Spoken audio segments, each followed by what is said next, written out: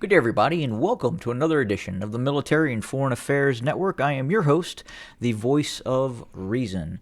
We are now heading into day 24 of the ongoing war between the Russian Federation and Ukraine, and we are now starting to see, quite possibly, the Russians make some advances in certain areas and start achieving what would be tantamount to some victories taking place in the ongoing conflict, specifically within the vicinity of Mariupol, way down here in the southeast.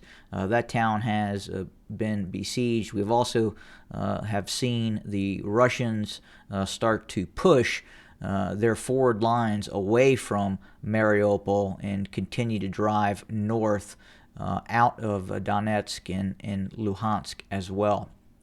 And as you remember, going back just several days ago, there was a very, very narrow sliver of land in which Mariupol was circumvented. We've also heard reports that the Ukrainian High Command has reportedly lost communication with the Ukrainian forces that continue to fight inside of Mariupol. Now, with that being said, it does appear that Russian troops have more or less reached the city center of Mariupol.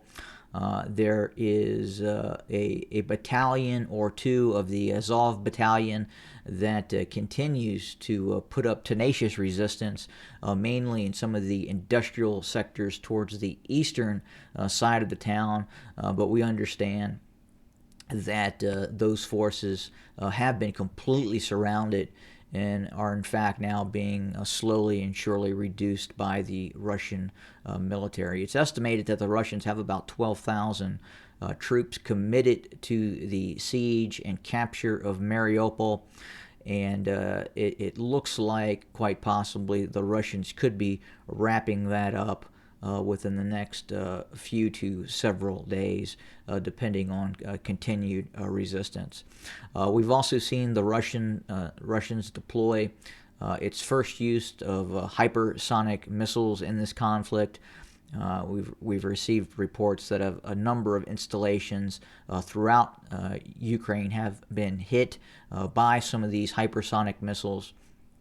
We also have received reports that in the town of Mykolaiv, a fairly sizable training base and military base for the Ukrainian military was hit. We're not sure if that was a known base or another type of facility that was repurposed for military use that was somewhat clandestine, but again, it would appear from numerous news outlets that site was hit, resulting in the fatalities of quite possibly many Ukrainian soldiers at that base. We continue to see the most successful operations really taking place again in the south. Now, at the same time, we have seen some setbacks for the Russian military. Another Russian general has been reportedly to have been killed in the vicinity, in between of Mykolaiv and Kherson, quite possibly at the airbase attack on the west side of town that was hit by the Ukrainian military. So again, the Ukrainians continue to deploy artillery, multiple launch rocket systems, in conjunction with the use of drones that continue to harry the Russians in their continued operations. We also continue to see the Bayraktar TB2 drone continue to rain hell down on Russian forces.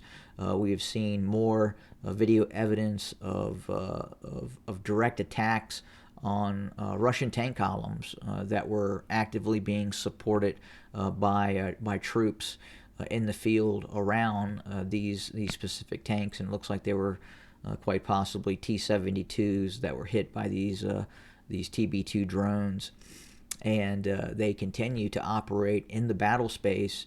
And I believe at this point it would be safe to say that the Russians are having some difficulty in tracking these drones when they are in the air. Again, they have a very, very small radar cross section, and it would appear that Russian radars are having significant difficulty in detecting these drones. Not only that, once they're in the air and operating, it would appear that, again, the Russians really don't have an answer for these types of Turkish drones that are being deployed. And for all intents and purposes, they appear to be conducting their operation and then flying back to whatever area that they're using to base out of. And again, given the size of these drones, they could be using highways. And they fly fairly low, at times under the radar of Russian air defense systems that have been moved into the area. But again, they don't fly that low. They're not flying as low as cruise missiles. They fly a few thousand feet above the earth, sometimes higher, sometimes lower.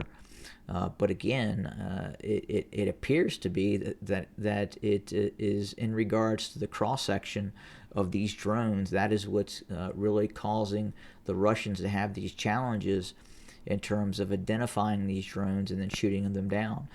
We saw that inside of the Azeri-Armenian conflict, and at the time, I think, to include myself, was under the impression, well, quite possibly the Armenians just didn't have the types of radars, or the more advanced types of radars, or the electronic countermeasures to stop these drones from flying. And I believed, at least myself as well, that once this conflict started, that the Russians would find a way to negate these drones and put these drones out of commission, where they don't have such an impact on the battlefield.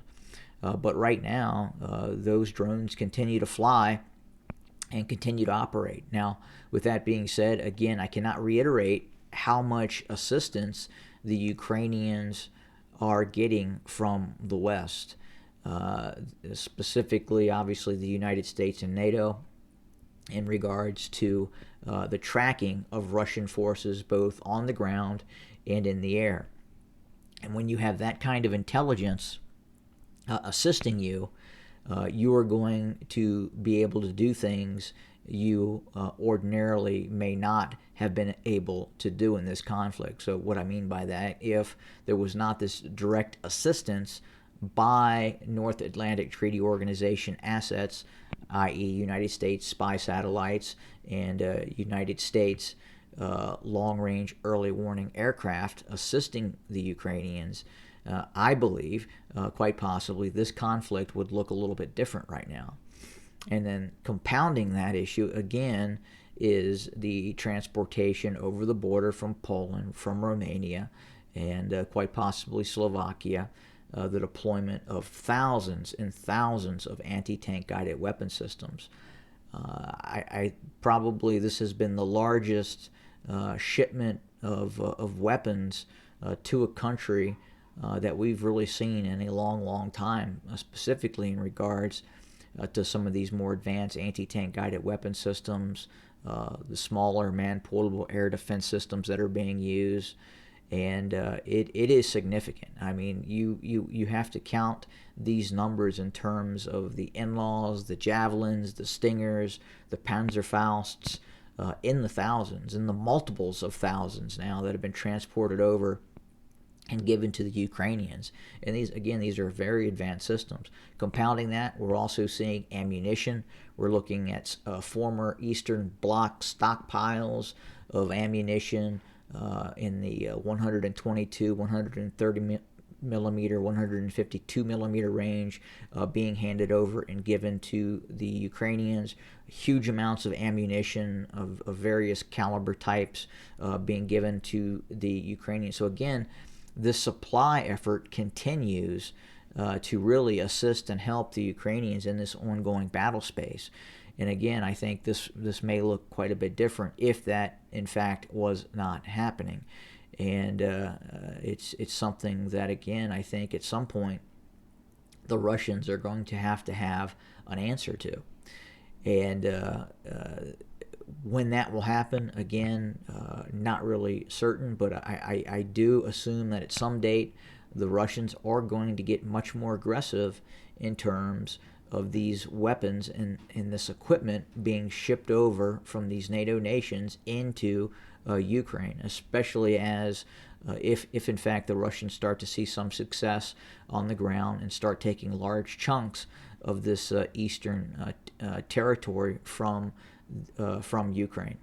But again, the map is slowly changing. We are starting to see battle fatigue start to set in on some of these Ukrainian units, and we're not really hearing about that, obviously, in Western media. Western media reports nonstop Russian casualties, and the basic line is that the Ukrainians are in fact winning this war. And unfortunately for the Ukrainians, that's not the case. Yes, the Ukrainians are fighting with a high level of tenacity and have been successful in some areas. But at the same time, this overwhelming firepower that the Russians are utilizing against the Ukrainians are taking a toll, especially in the form of the cruise missiles, the ballistic missiles, and then quite honestly, yeah, even in ground combat, there are some heavy fighting taking place in some of these towns, cities, and other areas throughout Ukraine, and both sides indeed aren't taking casualties. But again, if you watch Western media, it would appear that's not the case, but it is the case. And unfortunately for the Ukrainians, they are absolutely taking some very heavy casualties in this ongoing conflict. Again, it's just not getting reported as much as what we're seeing from the news media being completely 100% biased against the Russians. And what I mean by that, again, is if you watch be it CNN, Fox News, any MS mainstream media outlet in the West, you would think that the Ukrainians are these angelic beings sent from heaven, and the Russians are demonic entities from the ninth plane of hell. And it's not that simple. And there's a lot more gray to this conflict than what is being reported. And unfortunately, you, the viewer, at some point will have to make that decision for yourself and decipher what's going on the ground through other reports that you may hear, such as from this channel. Again, I don't think one report was talked about in terms of the Ukrainians using theater-level ballistic missiles against downtown Donetsk over here, which did result in civilian casualties. Again, all you hear about is the Russian use of artillery systems against civilian targets. In fact, another one just recently came across the wires reporting that Russian artillery was shelling Donetsk. And I don't know if that was just a complete and utter mistake by the broadcaster by not stating that it was Ukrainian forces that were shelling Donetsk. And they just, because they're so used of saying it's the Russians, that they just said that, when in fact it was the Ukrainians that were shelling Donetsk. But again, that's kind of where we're at right now. We're continuing to watch the siege of Mariupol, the semi-siege of Kharkiv, obviously the continued deployments near Kiev, the siege of Chernihiv, and some of these pockets now that are forming with Ukrainian forces that are now inside of these pockets. And I don't believe that also is getting much conversation in the mainstream media. Eventually, some of these Ukrainian brigades in these areas are going to start to run out of ammunition because they cannot obtain supplies because they have in fact been surrounded. Now, will they remain surrounded and the Ukrainians do not conduct counterattacks, which we have seen northwest of Kherson and near Mykolaiv? Again, the Ukrainians still have military capability and still are using that capability. at some times and with great effect. But that's the news for today. We may have more updates later on as the day continues and we obtain more information. But thanks for joining us, and we'll have more later. Have a good day.